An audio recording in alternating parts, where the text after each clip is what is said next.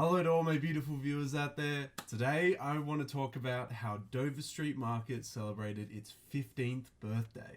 Okay guys, so if you don't know what Dover Street Market is, I haven't really discussed it too much on the channel. I discuss it a little bit because they do releases of very bougie, very luxury type brands, especially when they collaborate with streetwear brands. An example of that is when Comme des Garçons collaborated with Jordan, and they did those Jordans a while ago.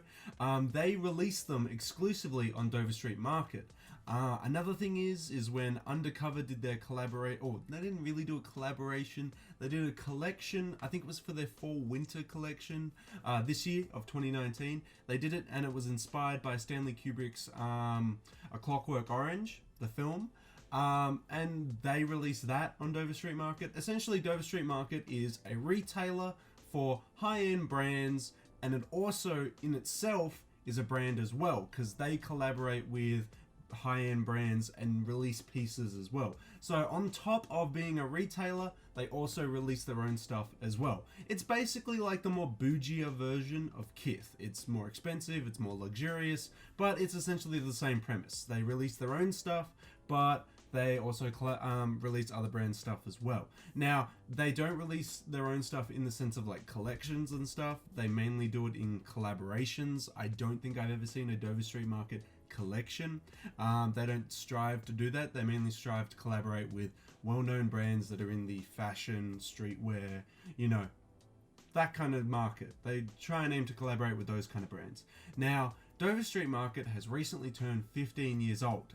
More specifically, they turned 15 years old on Black Friday, which is, wow, what a crazy coincidence. Now, to celebrate their 15th birthday, they collaborated with a bunch of well-known brands to do a monochrome, or they call it the Monochrome Market Collection. It's basically to tell you that it is going to be the whole collection is going to be inspired by black, white, and maybe a bit of grey as well. Very, very simple colors. Obviously, this will appeal to a lot of people. I'm wearing black at the moment, so it would appeal to me. I can wear black. Everyone can wear black. It's nice and easy to wear. So this collection has a lot of pieces that would be very easy for anyone to wear, but also it's also a very cool opportunity to see how other brands handle a monochrome collection with Dover Street Market. The collection's already dropped. As I said, it dropped on Black Friday. Their birthday was on Black Friday, so everything's already been dropped. But I kind of just want to cover the highlights of what came out and just give you my overall thoughts and opinions on some of the pieces that came out. You'll know like half the brands that are dropping. I don't know all the brands that have dropped pieces in this collection. Some of them I only now know because of this collection, but I gotta say, I didn't know them before, but I now know them because of this Dover Street Market collaboration, and they've released some cool pieces. I know that's really vague because I haven't mentioned any brands yet, but I'll dive into it once we have a look at the full collection. So we'll move over to the article and we'll have a look at what pieces I think are very much highlights of this Dover Street Market 15-year anniversary Monochrome Market collection. So here it is, guys. We're here now. So this is the collection. This is how it appeared before it actually dropped. You would actually have to go to their e-shop here in order to buy any of these pieces, because if I hover over them, see how they don't appear as links? So they're not actually links to the pieces. They're what was dropping in the actual collection. More like a like a lookbook in a way. So as you can see, if I scroll down, there are a lot of brands that collaborated with Dover Street Market in order to celebrate their 15th anniversary. Now, I reckon we should start from the bottom, and I'll probably just skim through and highlight some of the pieces. But I thought this was a collection that we should discuss on the channel because there are a lot of pieces here that'll probably turn up in streetwear. So we'll start off with the bottom one with the rings done by The Great Frog. Again, that is a brand that I'd never heard of before, but I gotta say, I am a sucker for rings, and especially a sucker for well-crafted skull rings and well-crafted rings in general. I wouldn't buy rings based on how many diamonds or how many, precious gems they've got on it. It all comes down to the artistry and what they've actually got on them. I think they're really, really cool. I honestly absolutely love really well-designed rings. And the Great Frog, these are very simplistic skull ones, but I like the idea of what looks like, I don't know if it's a gem or if it's just some nice pieces of glass that are placed into these eyes here. But these Great Frog rings here look really, really cool. Now, I think it's just the one ring and then multiple photos of it, but in this case, there are pieces that are you know, 3 different pieces along here instead of just the one piece photoed 3 times. That'll come into play when we go into like the bathing ape pieces. Yes, there is bathing ape pieces. I thought that was kind of crazy that Bape collaborated with Dover Street Market. I'm so sorry if I didn't cover that early enough for you guys to cop it. Apparently, I mean, like always, Dover Street Market releases are always a nightmare to get. They live drop and then you got to fight the bots. So it's a struggle, but we'll see. So the Great Frog was really cool. I like that Doc Martens did the 1461s, that particular low cut model, but they didn't change anything besides making it all black with white stitching, and then on the insole it says Dover Street Market. Like, if someone was to wear this on foot, you would not be able to tell that's the Dover Street Market collection. And like, you'd have to be like, is it? Or did they just buy custom docs that went all black with white stitching around it? Like, it's a very low-key collaboration, but I wouldn't expect too much from Doc Martens. I think Doc Martens, whenever they collaborate with any brands, I think that they always keep it very low-key, unless, of course, it's with Supreme. I think Supreme collaborated with Doc Martens, I want to say. I don't know. I'd have to look back. Maybe they did or didn't, but I remember there was a crazy collaboration with Doc Martens that really stood out, and then that one kind of made me be like, whoa, okay, Doc Martens has gone out of their comfort zone and made crazy docs. Yeah, no, I think back to it though, I think it is really cool that they collaborated with Doc Martens. I think Doc Martens are very underrated in streetwear. A lot of people see them as like just not a part of streetwear, but I would say it is. I'd say Doc Martens are very, very cool. They have a certain aesthetic, and I think it's a very cool aesthetic. I think more people should honestly get around Doc Martens. My only complaint about Doc Martens is they've got no padding on the inside. It's just raw leather. So you're rubbing your feet up against raw leather, and that's just blisters galore, man. That's like my one downside to Docs, but I love the aesthetic. I think the aesthetic's really, really cool. Fragment did some. So obviously Fragment did their recent collaboration with Clot and Nike, and they did that Air Force One. If you haven't seen that, definitely subscribe to the channel and go check that out. But Fragment's been doing a lot of collaborations recently. I mean, maybe I didn't pay too much attention to Fragment in 2018 or 2017, but I felt like they didn't do a lot in those 2 years. Maybe, as I said, it totally went under my radar. But 2019 seems to be a pretty big year for Fragment. These pieces are kind of cool, but I know that they're going to be super overpriced in a way. This is obviously the front of the shirt and then the back of this shirt. This is obviously another, this is a totally different one. This is Gimme 5. So there you go. Fragment only did one shirt with Dover Street Market on the back and some Fragment looking cogs on the back. I suppose that's all you need to really say with Fragment. So honestly, it's a clean shirt, but it would be quite expensive. Now this is one brand I was talking about that I hadn't heard of before. I really need to dive into the rings market. I really do like rings. I love them as an aesthetic. I think men should wear rings more often. I don't know if there's a huge stigma behind men wearing rings, but I think men should wear more rings. I really liked this Lucky 13 skull one, and I kind of wish that it wasn't a collaboration with Dover Street Market, because then the price has gone up.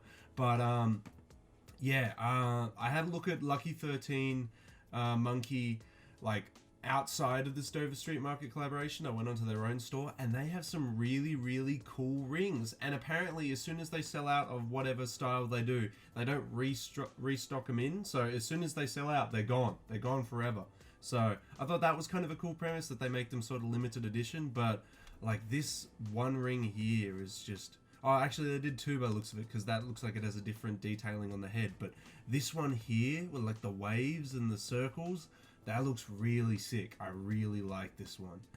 Moving up, we got a bit of Fred Perry. That's a cool bomber. Very simple. Monochrome. A lot of brands are playing it safe. I felt like a lot of brands should get really adventurous with this collection. You know, like they have a chance to collaborate with Dover Street Market, and they can only do it in like black and white, and grey. They should have gone a little bit adventurous, but I can see that Fred Perry's played it a little bit safer here. Classic. They've done a little shirt there as well. A couple other brands you'll notice, like Lacoste. I'm surprised that Lacoste did a collaboration with them, actually. Scrolling up, we've got some more rings here. I think this is a cool idea, not completely completing the ring, but having a gap in it. I don't actually have any rings that are like that. All my rings are full circles, so having a ring that's like this is a very cool idea. The Burberry coats, though, I think they were really, really sick. I don't know what sizing they came in. I would love to have a huge overcoat like this. I'm a huge overcoat fan. I just haven't bought into that market because One, they're super expensive. Two, I want to buy like the overcoat. I want to buy the one that's like really, really good. I want to find that perfect overcoat. And when I saw these Burberry ones, I was like, damn, these are sick. I would love to buy them in either black or white, but I can't imagine what the price was on them. I can only imagine they'd be super, super expensive, but I love the designs on it. I love it how they've just chucked like Burberry and Dover Street Market text all over the coat, and not in any particular fashion. It feels like it's just thrown everywhere. I think it's really, really cool. I really, really like this. I would like to see the front of the black one. I don't know if the black one is still also an overcoat because I can't see the front of it, but I assume because of the lengths it is the exact same as the white one here. I don't know, we'd have to see. Scrolling up, we've got a couple of things that look I would say quite feminine, but the looks of the cuts of them don't really appeal to me too much. This Reebok design is actually quite interesting. The actual heel and ankle part of the shoe has been like distressed on purpose, and it looks like someone's like already worn it. It's got that already worn aesthetic, which to some people is like, I don't know how I feel about that.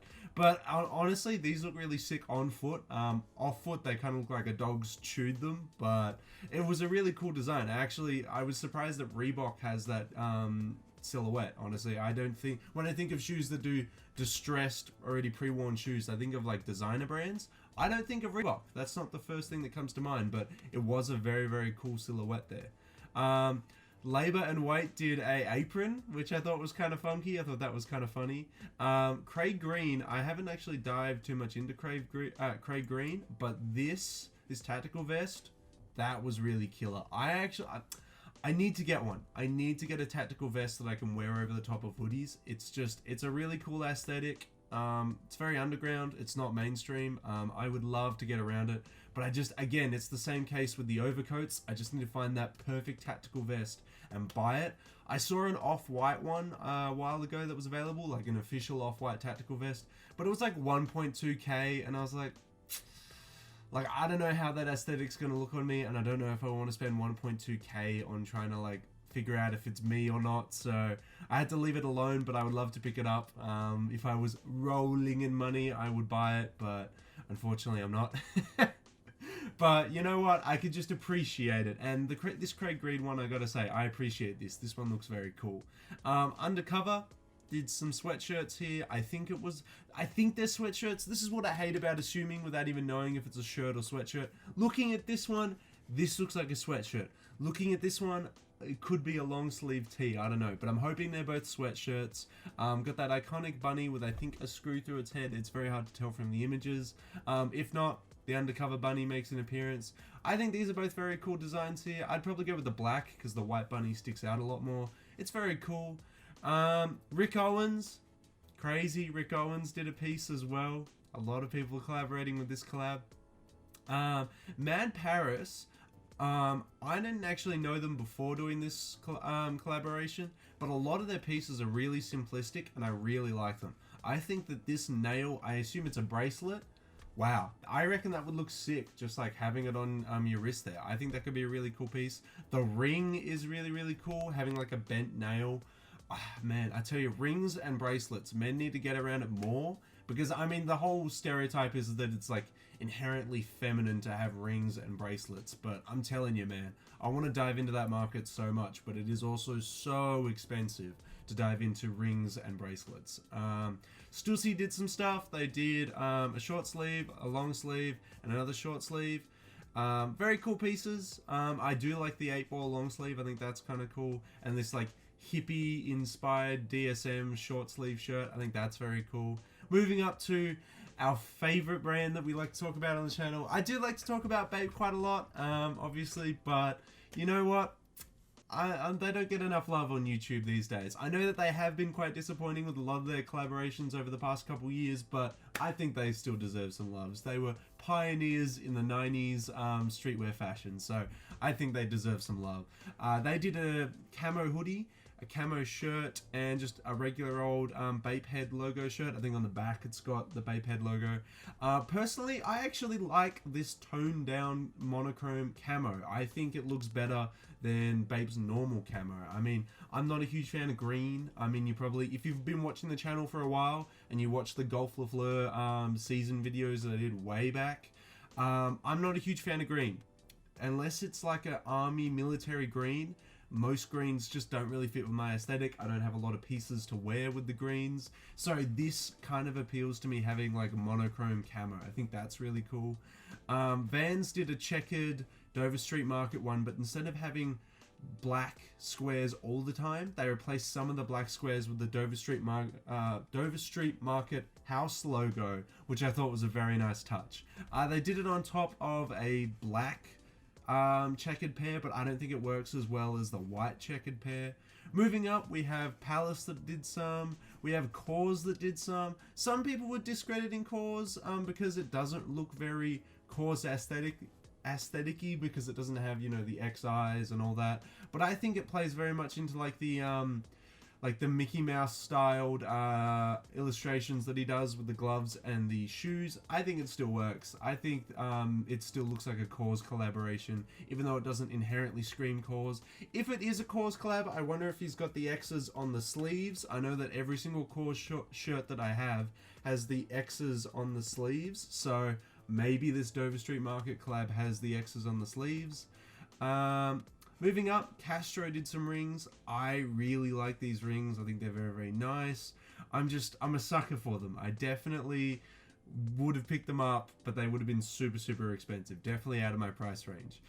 Clot did an Air Jordan 1. I was going to cover it on the channel, but this was an in-store only release, so I didn't think it was worth covering and doing a whole video on the channel, because then I would have built up the hype for it, and then 90% of us wouldn't even been able to buy it. So unfortunately, yeah, they are okay. Clot is also doing another Air Jordan mid. They're doing a silver gray one in, I think, December 7th, so at the end of this week. I'll probably make a video about that, but this black one was exclusive to Dover Street Market because it's monochrome, you know, black. It was meant to be for this collection. It's a cool Jordan 1. I'm kind of disappointed that they did mids. You know how I feel about mids. I don't think anyone should touch the Air Jordan 1 mid. I think it should be highs or lows. That's it. I think on Full Size Run, they had someone on recently that was talking about that. Like, if you had to choose any three of the heights of either a Jordan or an Air Force, you would pick a high or a low before you pick a mid. And it's true. If you could pick one for free, I would definitely pick a high or a low over a mid any day. Moving on, CDG did some. I mean, that's not a surprise. Comme des Garçons does a lot of collaborations with Dover Street Market. They always release a couple pieces. They decided to release a button-up shirt, a wallet, and I assume that's a coin purse. It looks too small to be a wallet, but it's still labeled as wallet on the actual page. Gucci did some aces. They did some Dover Street Market aces. I don't know how I feel about this design, because what it feels like is they did the Gucci ace halfway through. They put Dover Street Market on the side there, where you can see on the little band there, and then they dipped it in black because they were like, oh crap, that's right, we have to do this in monochrome colors. Oh, god damn it. So then they were like, you know what? Supreme did it with their dunks. Let's just dip the aces in some black paint. Done, dusted. And I was like, okay, Gucci, you do you. I think Gucci's designs over the past couple of years have been a little bit whack. I actually kind of like vintage Gucci a lot more. And that's how I feel with a lot of designer brands. I think buying the vintage stuff is always a lot better. The North Face did some Explorer backpacks in 3 different sizes. Pretty standard North Face stuff. They also did some slippers. I assume they're slippers, which was kind of a weird choice. But where the North Face collaboration really shines is the coats. They did a puffer jacket, a Nupsy, I assume that's a Baltoro, and then just a windbreaker. Very nice, very, very nice. I like the shine on the Nupsy there. I think that's really nice. Gucci also did more stuff. They did some bags. I think the bags are better than the aces, the sneakers that they did. You know, the Gucci aces. I think the bags look a lot nicer. But they also did them with Comme des Garçons, which is a bit of a surprise. I would never see a Gucci Comme des Garçons collaboration anytime soon. I was like, wow, okay, that's kind of surprising. So it's a Dover Street Market Comme des Garçons Gucci collaboration. all I'm hearing is price tags upon price tags. I don't know if you guys feel the same way, but those are going to be super expensive on the resale market for sure. Nike did some. What I like is that Nike did them in a vintage style with the shirts. They did some like very vintage style Dover Street Market collabs. They did a monochrome rainbow on this one. I think that's a cool premise. They did the Nike swoosh into what looks like a wheel. I think that's really cool as well. And that, like, I love these three shirts. They're super simple. They look vintage. It looks really, really cool. They did a couple sneakers as well. That is absolutely crazy. The Nike ISPA DSM Dover Street Market specials. That's wild, man. That's such a high top sneaker as well, and it's got the what's it called? I forgot the name of it. What are they? With that outsole. Oh my god, I legitimately forgot the name of that Nike model. It's too early in the morning. It's like early hours. It's like 10 o'clock in the morning, and I've forgotten what the heck that model of Nike shoes are. Oh my god, that's embarrassing. Oh well. Anyway, moving on. They did a couple other pieces as well. They did this jacket. They did some tie-dye inspired pieces. I don't like the tie-dye ones as much. Which ones do you guys prefer? Do you prefer the tie-dye Nike Dover Street Market stuff? Or do you prefer the vintage stuff? I think the vintage stuff is way better. And last but not least, we have the Bottega Vendetta? It doesn't have a D in it, so it's Vendetta? I don't know. They did what looks like a couple leather bags as well in different sizes. But that is the whole collection. I know it was so much. I've been talking for so long, but they did a massive collection. I said I would only go over the highlights, but for me there were so many highlights in this and so many brands that we know and love that did pieces for this collection. And some of them that I don't know, that I didn't cover at all because I was like, I don't really know them. It looks like it wasn't exclusively men's as well. As we can see, there were some handbags in there as well. There were some women's dresses as well, by the looks of it as well. But all in all, I really like this monochrome collection. I'm actually kind of wanting more now that I've got this like little taste for a monochrome collection. I'm kind of like, come on, let's have part 2, you know? I don't want to wait till Dover Street Market's 20th birthday to have part 2. It was a very cool collection. There are a couple pieces in there that I wouldn't mind getting at some point, but because it's Dover Street Market, because it's the brands that collaborated with Dover Street Market, it's going to be super pricey. I'd have to wait maybe a couple years until they lower in resale market on the like on Grailed and stuff. But all in all, I think this collection was really cool, and I did want to showcase it on the channel for you guys, just in case anyone was interested. I'm so sorry I didn't cover it before the release on Black Friday, but I thought I'd cover it now as to start this Monday, to start this week off. It is a very cool collab, but I honestly want to know what your thoughts and opinions are. Did you guys know about it before it dropped? Did you pick any of it up? Which pieces are your favorite? Which pieces do you think shine the most out of this whole Dover Street Market collaboration? Let me know how you feel about all that in the comment section below. Whew, and that's everything. That is everything from Dover Street Market's 15th birthday monochrome collection. I just thought I'd mention it. I was going to say a quick video, but I rambled on and talked about it a bit too much. But a lot of these pieces are really, really cool. A lot of them could work with so many outfits because Dover Street Market decided to do a monochrome collection, black, white, grays. You can wear it with so much. Some of the pieces are a little bit too exotic. I would say like the Nike tie-dye stuff. That stuff I would steer away from, but their vintage stuff was very cool. But all in all, there are a lot of cool pieces here, a lot of cool brands that I'd never heard of before, and a lot of them that are just, you know, regular contenders in the collab market that decided to collab with Dover Street Market. I think it's very, very cool, but I would love to know your thoughts and opinions on any of the pieces in this collection. Did you pick any of it up? Are you looking to pick any of it up on the secondary market now that it's released? How do you feel about it all? Let me know how you feel about it all in that comment section below. Don't forget, like the video, share the video, subscribe to the channel. Thank you to anyone that is doing the magical 3, all 3 of those. Thank you so much. It helps out the channel. You guys are the best if you're doing it. Thank you to everyone that is subscribing recently. I wouldn't be here making videos without you, so thank you so much.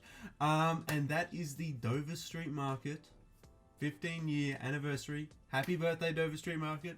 Monochrome Market collection. So don't forget to follow those socials in the description section. And until the next streetwear or sneaker video, depends on what it is, I'll catch you later.